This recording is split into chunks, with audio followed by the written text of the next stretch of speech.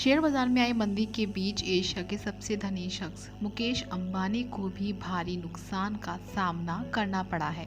मुकेश अंबानी की संपत्ति में 44,000 करोड़ रुपए की आई है। फोर्ब्स रियल टाइम के मुताबिक मुकेश अंबानी की संपत्ति 11.68% की गिरावट के साथ 42.2 अरब डॉलर रह गई है।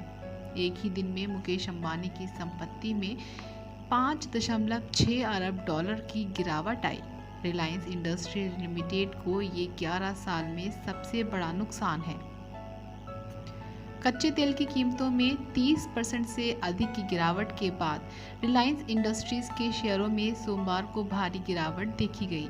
बता दें कि सऊदी अरब और रूस के बीच कच्चे तेल बाजार में कीमत युद्ध छिड़ने से सोमवार को कच्चा तेल अंतर्राष्ट्रीय वायदा बाजार में 31% तक टूट गया था।